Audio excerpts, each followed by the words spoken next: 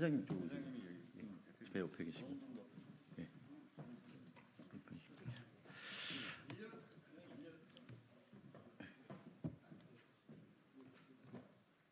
한 분이 이쪽으로 왼쪽으로 오시는 게 나을 것 같아요. 안신현 선배님께서 이쪽으로 와주세요. 안녕하십니까. 대한민국을 더욱 정의롭고 민주적인 사회로 만들기 위해 검찰 사법개혁 분야에서 앞장서고 있는 시민단체 사법정의 바로세우기 시민행동 상임대표 김한매입니다. 금일 윤석열 대통령 그리고 이시원 공직기강 비서관에 대한 직권남용 권리행사 방해 혐의 공수처 고발 관련 최혜병 순직 사건 외압 관련해서 박주민 의원실과 함께 또 해병대 예비역 연대와 함께 기자회견을 개최하게 되었습니다. 먼저 박주민 의원님께서 간략하게 오늘 기자회견에 대해서 소개 말씀해 주시고 모두 발언 들은 후에 순서를 진행하도록 하겠습니다. 먼저 참석자 소개해 드리면 저는 소개 드렸고요. 또 함께 해주시는 저희 사생 회원 두 분 오셨고 해병대 예비역 연대 정원철 회장님 그 외에 회원분들 그리고 김규현 해병대 예비역 연대 법률 자문역이 모셨습니다. 그럼 먼저 박주민 의원님 말씀 듣도록 하겠습니다. 저는 오늘 최혜병 순직 사망 사건 그리고 그 사건에 대한 수사 외압 사건 관련해서 기자회견을 총 3건을 하게 되어 있습니다. 오전에는 여기 계신 기자님들도 보셨겠지만 황석영 작가님들을 비롯한 지식인, 종교인 입장 표명 기자회견이 있었고요. 지금 이 기자회견이 있고 이거 끝난 다음에는 저희 더불어민주당 운영위원 차원에서 관련된 기자회견을 이어나갈 예정입니다. 저희가 이렇게 기자회견을 계속하는 이유 무엇이겠습니까? 지금 최혜병 순직 이후에 진상이 제대로 규명되지 않고 있고 오히려 그 진상을 제대로 밝히려고 했던 시도들이 곳곳에서 차단되고 있는 이 불합리한 상황을 타개하려고 하는 것이고 그 방법 중에 하나인 특검법을 통과시키기 위한 것입니다. 최근에는 굉장히 놀라운 정황들도 더 드러났는데 대통령실 공직기강 비서관이 이 최혜병 사망 사건의 기록이 경찰로부터 국방부로 다시 회수되던 날 공직기강 비서관이 국방부 쪽과 통화를 했다는 그런 정황이 새로 드러난 겁니다. 여기 계신 기자님들 다 아시겠지만 공직기강 비서관은 그런 일을 하는 사람이 아니에요. 본인의 업무와도 상관없는 그런 일에 관여한 것이고 대통령실이 좀 이 사건에 전방위적으로 개입하고 있는 것 아닌가라는 그런 의심을 사기에 충분한 정황들이 드러나고 있는 것입니다. 그럼에도 불구하고 지금 진상규명이 안 되고 있는 이 답답한 상황을 반드시 저희가 특검법 통과를 시켜서 타개내겠다는 결의의 말씀을 이 자리를 빌어서 다시 드리고요. 그것을 위해서 아까 말씀드렸던 이 공직기강 비서관에 대한 고발도 저희 당에서는 당연히 환영을 하는 바입니다. 여러 가지 노력들이 합쳐져서 반드시 진상규명 될 것이라고 생각합니다. 더욱더 노력하겠습니다. 이상입니다. 네, 감사합니다. 기자회견 순서는 먼저 기자회견 낭독을 공동으로 사생과 해병대 예비역 연대 정원철 회장님이 기자회견 낭독을 해주시고 이후에 해병대 예비역 연대 법률 자문역을 맡고 계신 김규현 변호사님께서 특검법 관련돼서 또 마무리 발언 후에 기자님들의 질의응답을 가지고 마치도록 하겠습니다. 그럼 먼저 윤석열 대통령 이시원 공직기강 비서관에 대한 직권남용 권리행사 방해 혐의 공수처 고발 기자회견문을 낭독하도록 하겠습니다.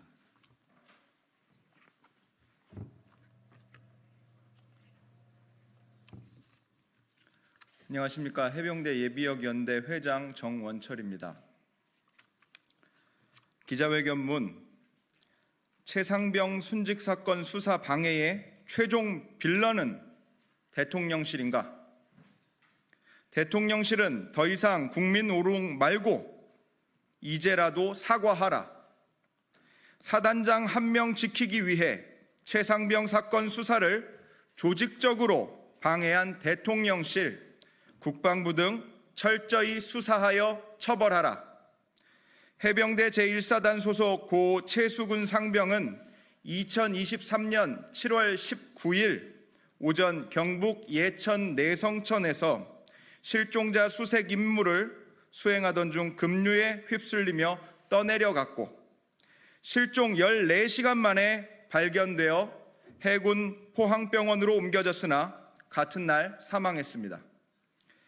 위 사건에 대해 해병대 수사단은 즉각 수사에 착수하여 해병대 1사단장까지 피혐의자로 포함하는 수사 결과를 국방부 장관까지 보고하였고 국방부 장관의 결재 사인까지 받은 사실이 밝혀졌습니다. 그런데 그 이후로 석연치 않은 이유로 최초 수사 결과를 번복하기 위해 해병대 수사단을 압박했던 사실도 밝혀졌습니다. 전 해병대 수사단장인 박정훈 대령의 진술서에 따르면 수사 결과가 갑자기 뒤집힌 7월 31일 상황은 이랬습니다.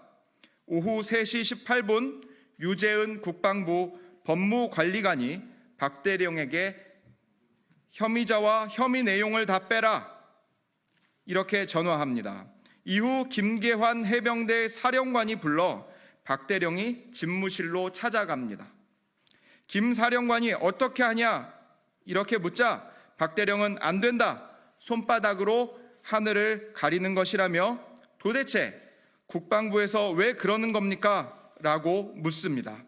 그러자 김 사령관은 오전 대통령실에서 VIP 주재 회의간 해병대 1사단 수사 결과에 대한 언급이 있었고 VIP가 격노하면서 국방부 장관과 통화한 후 이렇게 됐다고 말합니다. 박 대령이 정말 VIP가 맞습니까? 라고 묻자 김 사령관은 고개를 끄덕였다는 진술서의 내용입니다. 2023년 8월 2일 해병대 수사단은 당시 이종섭 국방부 장관의 지시를 어기고 최상병 사건을 경북경찰청에 넘깁니다. 그러자 반나절 만에 국방부 검찰단이 나서 수사 기록을 경찰에서 다시 찾아갑니다. MBC 보도에 따르면 당시 관계자들의 통화 내역을 광범위하게 분석해온 고위공직자범죄수사처가 국방부 유재은 법무관리관에게 한 휴대전화 번호로 여러 차례 전화가 걸려온 내역을 확보했습니다. 휴대전화 가입자는 이시원 공직기강 비서관으로 처음엔 전화를 받지 않다가 오후 늦게 통화가 이뤄진 내역이 나온 것으로 확인되었습니다. 공수처는 두 사람이 평소 자주 통화하던 사이는 아니었던 것으로 보고 있습니다. 앞서 공직기강 비서관실 행정관이 사건 이첩을 조율한 정황도 드러났습니다.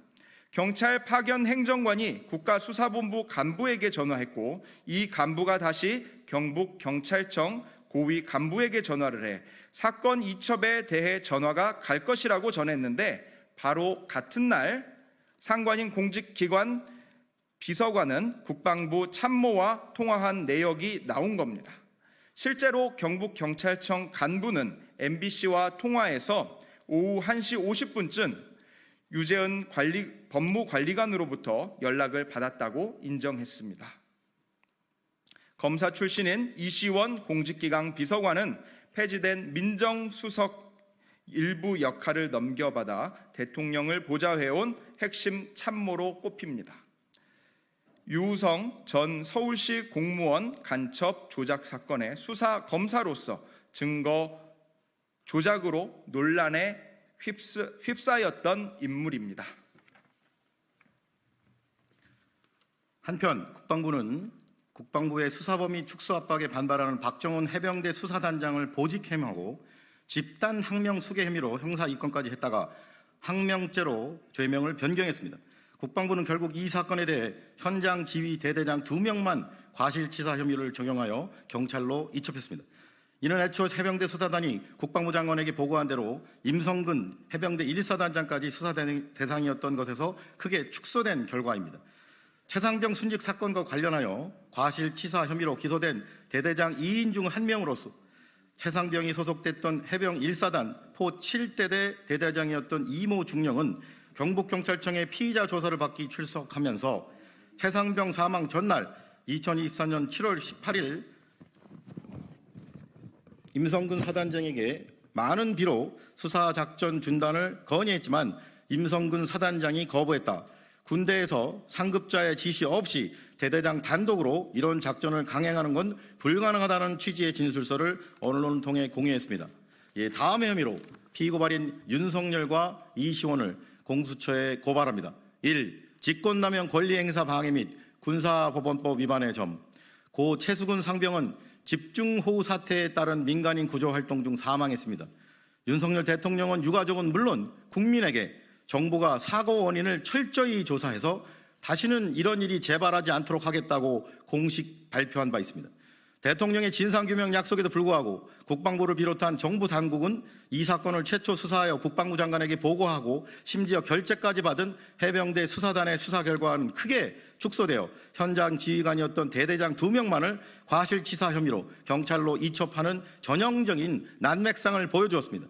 이 과정에서 위 고발 사실에서 살펴본 바와 같이 국방부 장관까지 보고되어 결재 사인까지 득한 해병대 수사단에 의한 최초 수사 결과가 번복되고 심지어 결재 사인까지 득한 해병대 수사단에 의한 최초 수사가 번복되는 뿐만 아니라 심지어 개정된 군사법원법에 따른 정당한 경찰 이첩 조치마저 일련의 부당한 외압에 의해 보류되는 비정상적인 상황까지 벌어졌습니다.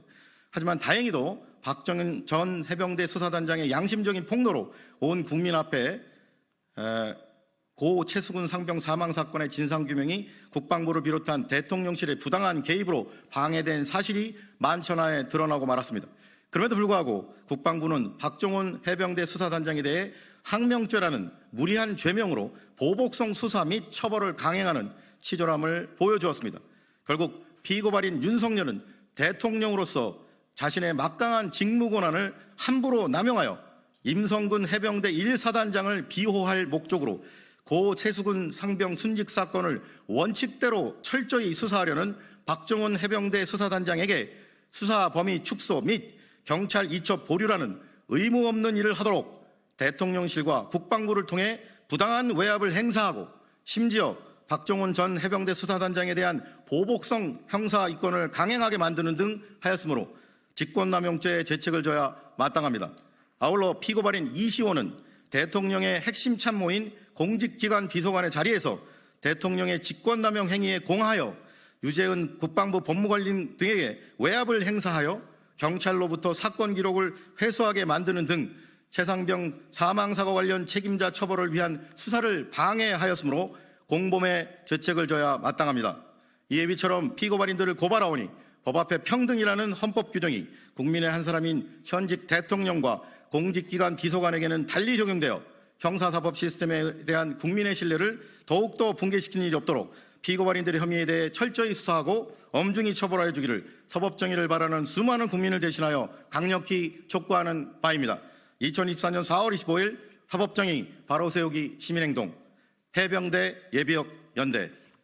이상으로 기자회견문 낭독을 마치고 이어서 해병대 예비역 연대 김규현 법률자문역님께서 변호사님께서 나오셔서 특검 관련 발언하시고 기자 질문 있으면 받고 마치도록 하겠습니다.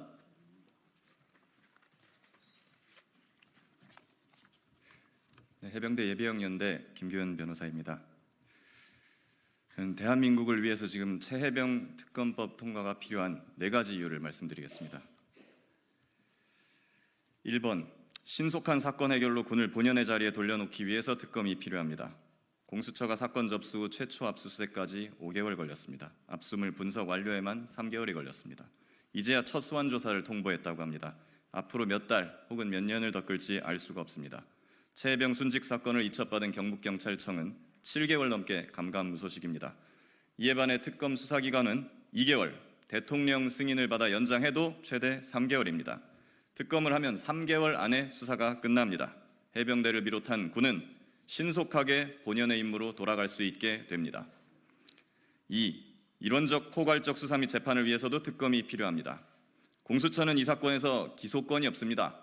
공수처가 수개월, 수년이 걸려서 수사를 끝내더라도 공수처는 검찰로 사건을 송부해야 할 뿐입니다. 그러면 또다시 검찰 수사가 시작됩니다. 한편 검찰은 대통령 부인 사건을 2년째 수사하고 있습니다. 야당 대표 수사도 2년이 넘게 했습니다. 이런 식으로 해서 과연 언제 최혜병 사건을 마무리 지을 수 있겠습니까? 과연 언제가 되어야 우리 군이 안보에 집중하고 정치인들이 국정과 민생에 집중할 수 있겠습니까? 게다가 이 사건 수사 대상에는 현역 군인도 포함됩니다. 현역 군인은 재판권이 군사법원에 있습니다. 따라서 이들은 민간 검찰이 아니라 군 검찰로 사건이 쪼개져서 이첩될 수 있습니다. 그리 되면 이 사건 처리 권한을 지금 최혜병 외압 사건을 만들어낸 권력자의 눈치만 보는 군인들의 손아귀에 넘겨주게 되는 꼴입니다. 이것을 공정하다고 할 수 있겠습니까? 사건이 이리저리 쪼개지고 이송되며 유야무야되어서는 안 됩니다. 신속하고 이론적이고 포괄적인 수사와 재판이 이루어져야 합니다. 모든 대상자에 대한 관할권과 기소권을 가진 특검이 필요한 이유입니다. 3. 공정한 수사를 위해서도 특검이 필요합니다. 혹자는 야당이 특검 추천을 하기 때문에 믿을 수 없다고 하고 이게 독소조항이라고 합니다. 근데 현재 수사 중인 경북경찰청은 의혹의 당사자인 대통령실이 컨트롤합니다. 공수처장도 곧 대통령이 원하는 인사로 임명을 하게 됩니다. 이것은 공정합니까? 특검을 야당이 전적으로 추천하는 것도 아닙니다. 대한변협이 4명 추천하면 야당이 2명 추리고 대통령이 1명을 임명하는 구조입니다. 최초 4명을 추천하는 대한변협은 예로부터 다소 보수적 색채를 띄어왔고 그 집행부에도 대통령과 친분 있는 인사가 다수 포진해왔습니다. 이는 과거 국민의힘이 야당이던 시절 추진한 드루킹 특검 등의 임명 절차와 완전히 동일한 것입니다. 당시 문재인 대통령은 야당이던 자유한국당이 추천한 허익범 특별검사를 임명했습니다. 이를 두고 어느 누구도 독소조항이라고 하지 않습니다. 수사 대상자가 수사관과 검사를 고를 수 있다면 그것을 공정한 수사라고 하지 않을 것입니다. 그럼에도 이번 특검법은 의혹의 당사자 측인 대통령에게 특검 임명권, 수사기간 연장 권한을 부여하고 있습니다. 이 정도면 충분히 정부 여당을 배려한 것입니다. 특검은 최소한 공수처, 경찰보다 공정할 것입니다. 4. 대한민국의 안보와 정의를 바로 세우기 위해서도 특검이 필요합니다. 최혜병 사건은 정치적 사안이 아닙니다. 영부인 명품백, 주가 조작 사건 등에 비해서 정치적인 요소가 거의 없다시피 합니다. 이 사안은 국가를 위해 희생한 군인에 대한 예우의 문제이고 법과 원칙대로 사령관, 참모총장, 국방장관까지 보고하고 외압에 맞서서 당당하게 일을 처리한 강직한 군인에 대한 명예의 문제일 뿐입니다. 그럼에도 불구하고 이를 여기까지 커지게 만든 책임은 누구에게 있습니까? 부하가 죽었는데 하급 지휘관에게 책임을 뒤집어 씌우고 빠져나가는 장군들, 권력자 눈치만 보면서 바른 소리 한번 못하는 장군들, 외압에 맞서 바른 소리하는 부하를 지켜 주기는커녕 사지로 밀어넣은 장군들, 그러면서 어디 가서 장군 임내, 사령관 임내 하면서 대접받으려 하는 그런 무책임한 장군들, 이런 사람들이야말로 대한민국 국군을 좀먹고 진짜 안보를 위협하는 자들입니다. 대통령께서 밝힌 국정상이 여기에도 있는 것입니다. 특검으로 진실을 밝히고 군을 쇄신해야 합니다. 그것이 최혜병의 넋을 기리고 대한민국의 자유와 정의를 구하는 길입니다. 제발 부탁드립니다. 여야를 떠나 보수 진보를 떠나 나라를 사랑하고 우리 군을 사랑하는 사람이라면 모두 함께 최혜병 특검에 동참해 주십시오. 감사합니다. 네, 이것으로 기자회견을 마치고 시간 관계상 다음 기자회견이 곧바로 이어지므로 질문이 혹시 있으시면 백브리핑 때 하도록 하겠습니다. 네, 이것으로 기자회견 마치도록 하겠습니다. 감사합니다.